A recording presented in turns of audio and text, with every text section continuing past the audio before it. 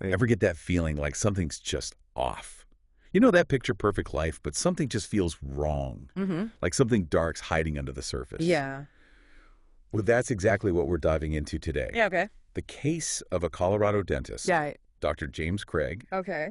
accused of poisoning his wife, Angela, Wow. with cyanide-laced protein shakes. Oh my gosh.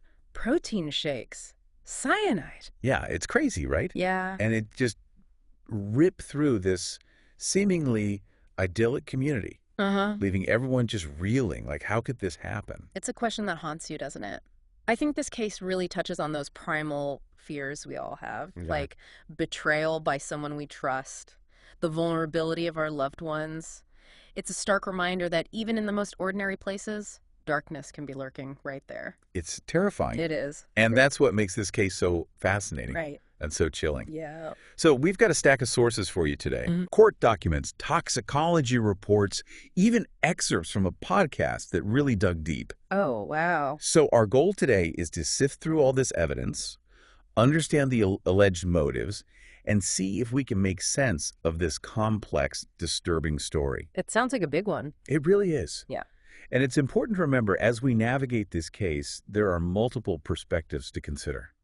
We're going to be looking at the prosecution's arguments, the defense's counterpoints, and of course the human impact of this whole tragedy. Right. Because ultimately this is a story about real people, Yeah. real lives shattered. Absolutely. So let's go back to the beginning. Okay. March 6th, 2023. All right. Angela Craig starts experiencing these really strange symptoms. Okay. Dizziness, blurred vision, weakness. She even texts her husband saying that she feels drugged. Oh, wow. This is just the beginning of this terrifying ordeal for her. So this is where the medical mystery really starts. It does. Angela goes to the hospital twice Yeah. in a matter of days. Doctors conduct tests, but they can't pinpoint what's wrong. Really? Yeah, it's baffling for both Angela and the medical professional. Total medical mystery. Uh-huh. But while Angela's in the hospital for that second time, there's this jarring turn of events. Okay. A package arrives at Dr. Craig's dental office, addressed to him, and a staff member notices that it's labeled potassium cyanide.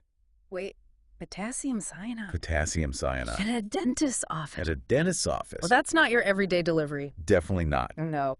And this is where Dr. Craig's business partner, Ryan Redern, enters the picture. Okay. He confronts Dr. Craig about this package. And what does he say? Dr. Craig's response. Yeah. He claims it's a ring. A ring. For Angela. That's possible. Yeah. I don't know. Redern's not convinced. Right. He's suspicious and takes immediate action. Okay. He alerts the hospital staff. Oh, wow. And this leads to the police getting involved. So from there, things move quickly. Extremely quickly.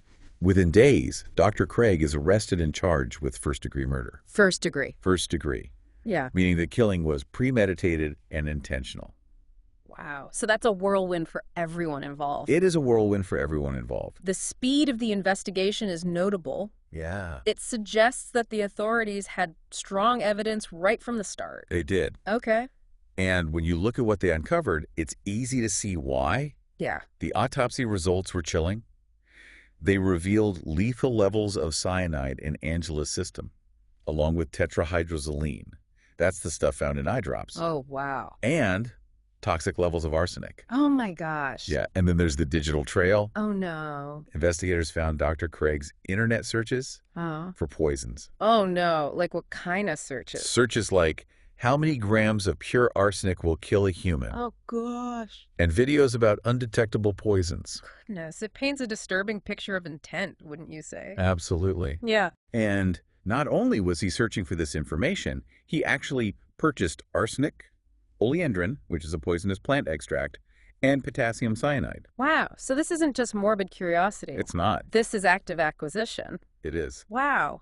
And this is where toxicology plays a crucial role, right? It does. Understanding the specific poisons used, their effects on the body, and how they're detected is key to understanding the prosecution's case.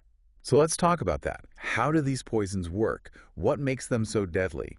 And perhaps more importantly, what makes them attractive to someone who might want to commit murder? Well, cyanide, it's a fast-acting poison that disrupts the body's ability to use oxygen. Even small amounts can be lethal. Wow. Arsenic, on the other hand, that's more of a slow burner. accumulating in the body over time, and causing a range of symptoms that can be really difficult to diagnose initially. So I'm guessing that's why someone might choose these substances. Yeah. They either want a quick, dramatic death or a slow decline that mimics natural illness. That's possible. Yeah. But the choice of poison can also reveal something about the perpetrator's mindset, their level of knowledge, even their emotional state. That's incredibly insightful. Thank you. So we've got the poison, the internet searches, the purchases. Yeah. Looking pretty bad for Dr. Craig, right? It is. But there's one more piece of evidence that adds a truly chilling layer to this story. Okay. Angela's cyanide levels actually increased What?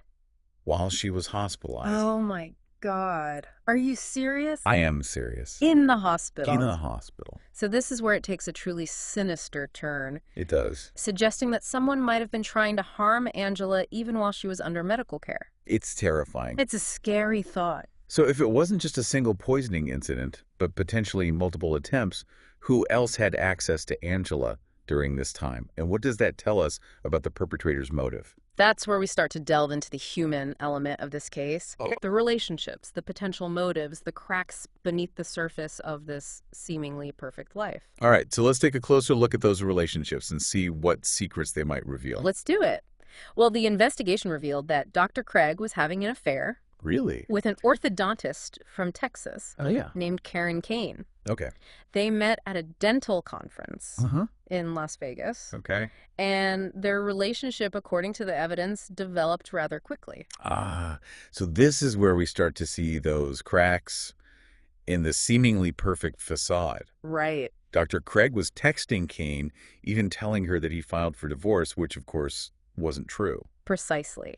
So this is where we start to see a potential motive emerge. Okay. Was this affair a driving force behind the alleged poisoning? Right. The prosecution certainly thought so. A classic tale of infidelity and deceit. All right. And the prosecution's argument becomes even more compelling when you factor in the financial troubles Yes. that Dr. Craig's dental practice was facing. Yeah. Apparently, they filed for bankruptcy a few years earlier, and he was carrying a significant amount of debt. The financial aspect is intriguing, isn't it? It really is. It adds another layer to the potential motive. It does. On one hand, you have the affair, a desire for a new life, perhaps. Right. And on the other, the weight of this financial burden. Yeah. It's a potent combination. It really is, especially when you consider the substantial life insurance policy on Angela. Right. Did Dr. Craig see this as a way out of his financial woes? A chance to start fresh with this new love? The prosecution certainly presented it that way. The prosecution painted this picture of a man driven by desperation and desire, a man willing to take drastic measures to achieve his goals. Wow. But as with any complex case, there's another side to consider. Okay. The defense's narrative. Okay, so let's hear it. What was the defense's argument? How did they try to explain away this mounting evidence against Dr. Craig? The defense presented a drastically different version of events. Their argument, Angela was suicidal.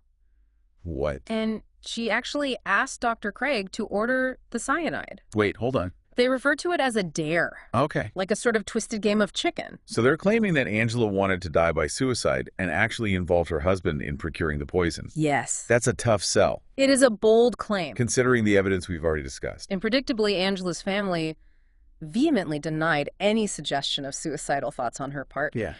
They maintain that she loved life, loved her children, and would never consider such a thing. So we have two diametrically opposed narratives here. Right.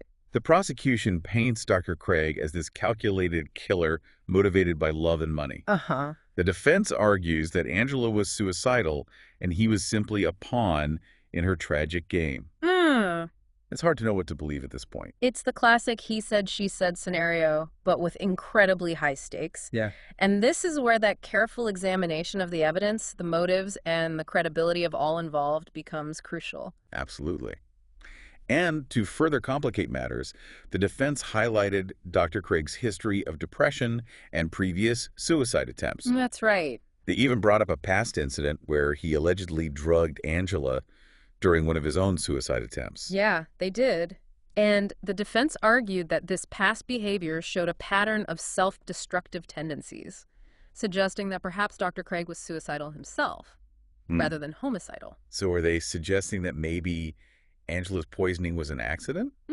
A tragic consequence of Dr. Craig's own mental health struggles? It's a possibility they certainly wanted the jury to consider. Okay. They emphasize that no poison was found in the protein powder or bottles at the Craig home, suggesting a lack of direct evidence linking Dr. Craig to administering the poison to Angela. So how do you reconcile that with the rising cyanide levels in Angela's blood while she was hospitalized? Right. If Dr. Craig wasn't administering the poison, who was? Right. And how did they gain access to her? Exactly. And this is where the expertise of toxicologists becomes crucial. The defense brought in their own toxicologist to challenge the prosecution's findings, arguing that the interpretation of toxicology results can be complex Okay. and subject to debate. So let's talk about the toxicology. For those of us who aren't scientists, break it down for us. How do these poisons show up in tests? How reliable are those tests? And how could the defense possibly challenge the results? Well, when it comes to poisons, there are numerous factors that can complicate detection and interpretation. The type of poison, the amount ingested, the time elapsed since ingestion. Even the method of testing can all play a role in the accuracy and reliability of the results. So you're saying there's room for interpretation? Yeah. That the toxicology reports aren't necessarily black and white? Exactly. And the defense toxicologist would likely focus on these areas of potential ambiguity, raising questions about the methodology, the chain of custody of the samples, and the possibility of other contributing factors that could have skewed the results. It sounds like the defense was throwing everything they could at the wall, hoping something would stick. But even if they managed to raise doubts about the toxicology reports, how do they explain away all the other evidence? The internet searches, the purchases, the affair. It's a lot to overcome. It is indeed a formidable challenge. Yeah. But remember, the burden of proof lies with the prosecution. They have to prove Dr. Craig's guilt beyond a reasonable doubt. And the defense, as we're seeing, is determined to exploit any weaknesses or inconsistencies they can find in the prosecution's case. It's a high-stakes legal battle. It is. With both sides vying for the jury's trust and ultimately their verdict. Yes. But beyond the legal arguments, this case raises some profound questions about human nature, trust, and the fragility of life. You're right. It forces us to confront the darkness that can exist even in the most seemingly ordinary lives. It's terrifying. It reminds us that appearances can be deceiving, and that sometimes the people we believe we know best are capable of unimaginable acts. Yeah, it's hard to even fathom the devastation that Angela's family and friends must have felt. I know. To lose someone so suddenly, under such horrific circumstances. Yeah. Just unimaginable. Absolutely. And it's especially heartbreaking considering that 3 of their kids, 3 of Jim and Angela's 6 children, were still minors at the time. Wow. And they're now living with his brother. Oh, gosh. While the other 3 who are adults are trying to navigate this devastating loss and rebuild their lives. It's a stark reminder of the ripple effects these kinds of crimes have. Yes. The pain just extends so far beyond the immediate victim. Right. It touches the lives of so many others. Absolutely. And in this case, we actually have a glimpse into that pain. Angela's daughter, Mira, shared a truly heartbreaking message on social media. Oh, wow. Last Mother's Day. Oh, gosh. Yeah. She spoke about the unbearable heartache she and her siblings feel every day. Oh, that's awful. It's a poignant reminder of the human cost of this tragedy. Yeah. The lives shattered and forever altered. Absolutely. It's truly heartbreaking. It is. And, you know, as we delve deeper into this case, it makes you wonder, with all the advances in forensic science and toxicology, why do people still turn to poison as a murder weapon? What is it about this method that, to some, seems like a viable option? It's a fascinating question. I think it speaks to a certain mindset, a belief that poison can offer a clean, untraceable way to eliminate a problem. But as we've seen, that's rarely the reality. Right. The experts we've consulted have made it clear that advancements in toxicology have made it increasingly difficult to get away with poisoning someone. Oh, for sure. There's always a trail, a trace, something that links the perpetrator to the crime. Exactly. And this case serves as a potent reminder that even in this age of high-tech forensics, some crimes are still committed using methods as old as time. But the consequences, as we see here, are just as devastating.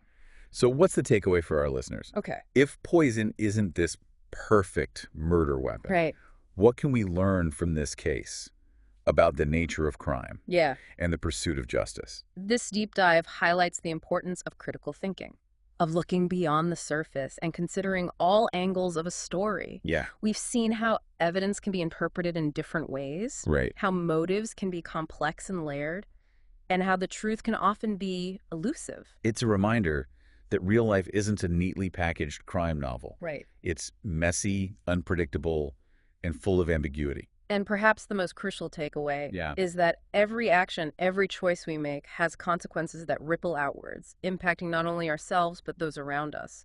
In this case, the consequences have been profound and tragic. Well said. This case has certainly given us much to consider. Do you have any final thoughts for our listeners today? Something they can ponder on their own as they reflect on this complex case? I'd encourage our listeners to consider this. Okay. If poison is such a risky, easily detectable method, why do so many true crime cases revolve around this method of murder? What makes it so appealing, and why do perpetrators believe they can get away with it? That's a great question to ponder. And if you have any thoughts, theories, or questions about the case, head over to our social media pages and join the conversation. We'd love to hear from you. And don't forget to subscribe to The Deep Dive for more in-depth explorations of fascinating and thought-provoking topics. Yes. We'll be back soon with another deep dive that's sure to pique your curiosity.